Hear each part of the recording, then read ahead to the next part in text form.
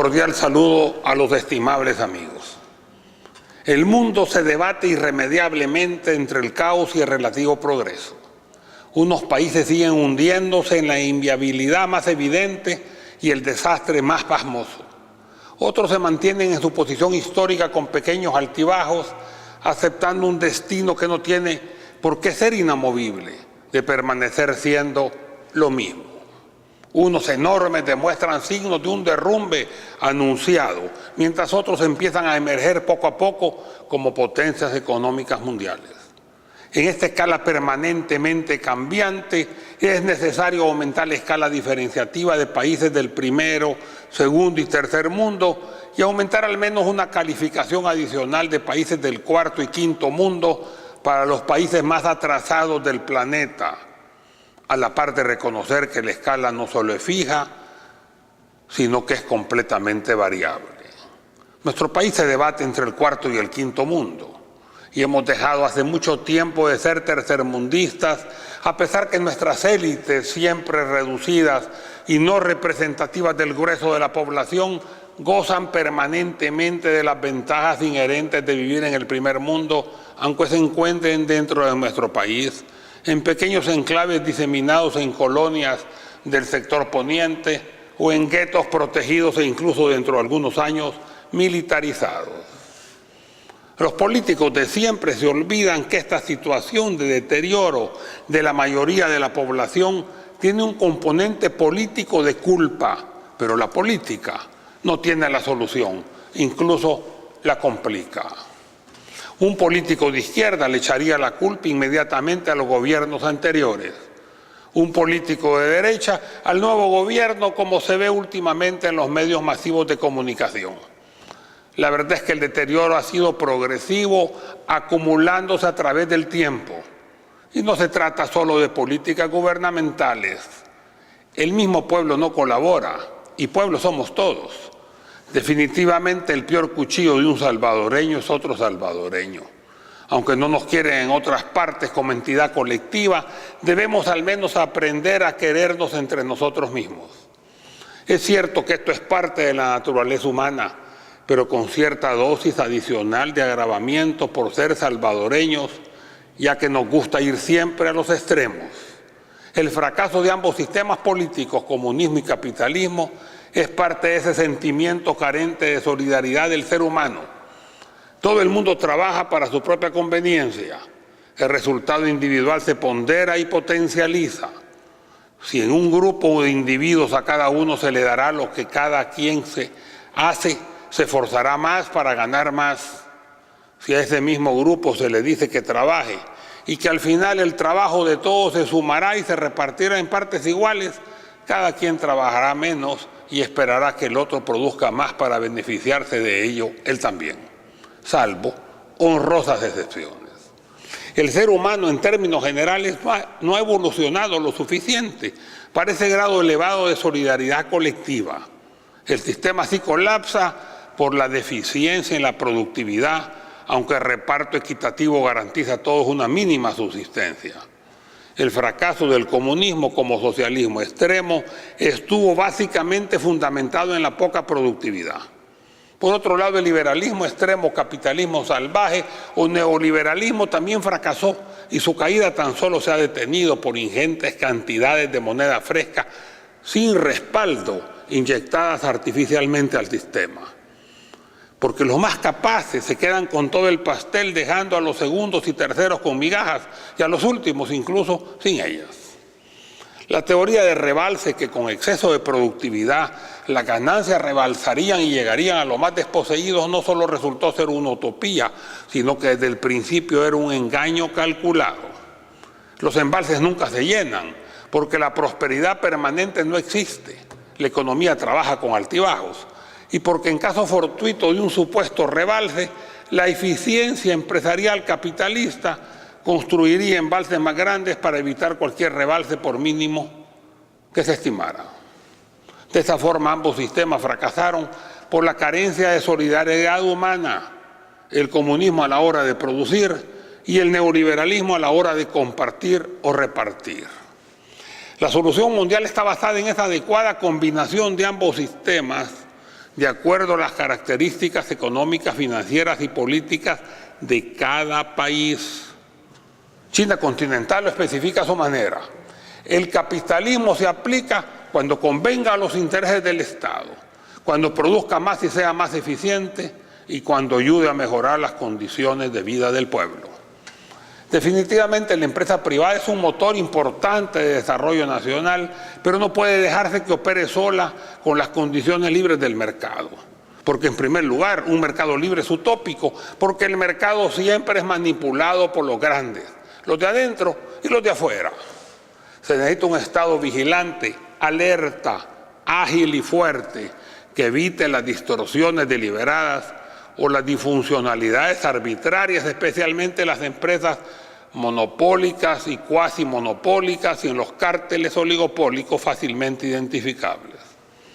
Por un lado, el Ministerio de Hacienda tiene que fiscalizar sobre todo a los grandes y reconocidos evasores históricos y dejar de utilizar definitivamente las prácticas del pasado de acosar a los micros, pequeños y medianos empresarios, mientras a los grandes, sobre todo los históricamente protegidos, se les deja impune. Por otro lado, al delito de evasión y la práctica legaloide de elusión se le une esa exoneración legal de todos los impuestos para ciertas empresas cuya tradición de no pagar nada y que le ha sido otorgado en forma vitalicia, al menos hasta ahora, no encaja con la política actual de focalizar o incluso de eliminar subsidios, y además considerando que en el caso del IVA, hasta la canasta básica, incluyendo la sal, el frijol, el maíz y las medicinas, pagan IVA. Los ingresos del Estado nunca serán suficientes, aún aumentándolos, con esas exoneraciones onerosas. En la década de los 60 se establecieron leyes de fomento industrial beneficiando con ello a muchas empresas fantasmas que no contribuyeron al desarrollo industrial buscado. La exoneración de impuestos de renta, fiscales, municipales, de importación y exportación, incluyendo dólares preferenciales, degradó las finanzas del Estado y dio comienzo a esa abultada deuda externa que hoy alcanza límites casi insostenibles. Se premiaba sobre todo a las industrias nuevas, que generalmente eran la parte final del proceso fabril, sin grandes inversiones, sin fomento de empleo, sin tecnología propia, sin planes de inversión a futuro, incluso con desplazamiento y la quiebra de miles de artesanos. Resultado, poco desarrollo, empleo disminuido, finanzas en deterioro, micro y pequeña empresa desplazada. A finales de la década de los 80, un nuevo apoyo a la industria nacional, esta vez a expensas de la agricultura. En el caso del café, a los cultivadores se les pagaba a 2.50 de colón por $1, un cambio oficial en la práctica inexistente, y se permitía que los grandes exportadores beneficiadores vendieran el café al cambio paralelo que empezó a 4.10, luego a 5, hasta llegar alrededor de los 8.50 por dólar. Con los dólares sobrantes se subsidiaban las importaciones de materia prima industrial, incluyendo un producto terminado, los medicamentos, todo 2.50 por dólar, un negocio redondo, aunque terminó por deprimir aún más al eje cafetero y a la agricultura en general. Ahora, se mantienen subsidiadas las importaciones a través de los TLC vigentes, que en algunos casos también otorgan beneficios a nuestro país, aunque en otros casos solo hemos otorgado beneficios sin casi no recibir algo en cambio.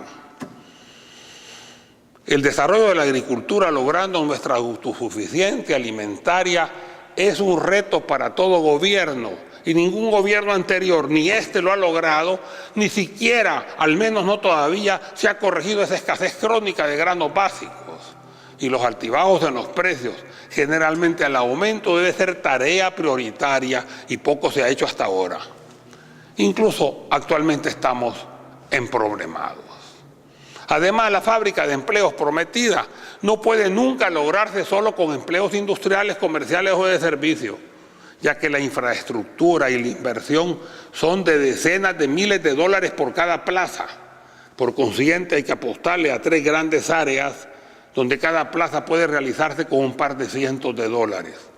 La agricultura, mencionada antes, el comercio informal, al menos transitorio, mientras el Estado pueda dar las condiciones favorables de un trabajo digno de acuerdo a principios constitucionales. A esto quiero insistir que el comercio informal debe verse como una dura realidad, pero al mismo tiempo como una solución momentánea a la falta de empleo.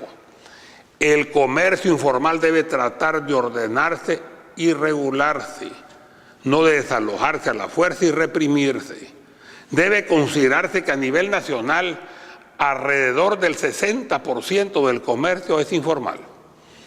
Por otro lado, tenemos que ser solidarios con nuestros hermanos más desposeídos. Yo me veo perjudicado por el comercio informal, ya que dispongo de 4 almacenes en el centro de San Salvador, pero no por eso voy a estar a favor de la represión municipalmente oficializada. Yo comprendo que a mí me perjudica el bolsillo, pero para los vendedores informales es su único medio de subsistencia.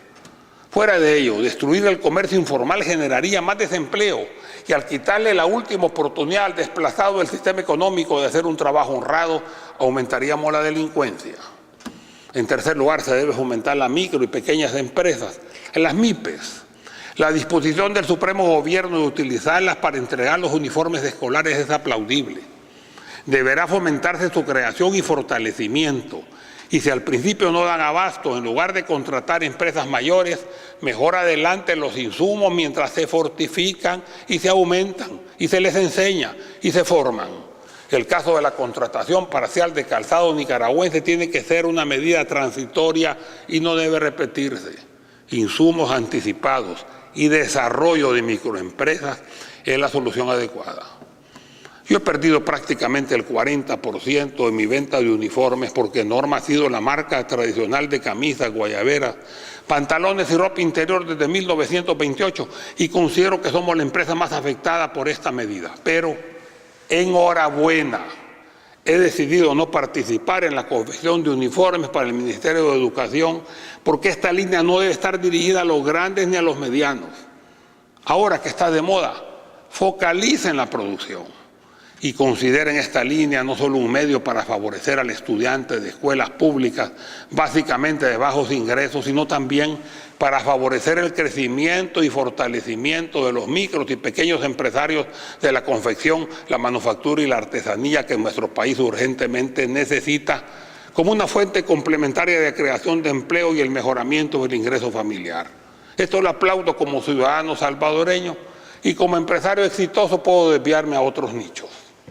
Si esto merece un público reconocimiento, la licitación de compra de telas sí debe mejorarse buscando la amplitud necesaria para encontrar una sana y libre competencia que mejore sustancialmente los precios y plazos de entrega.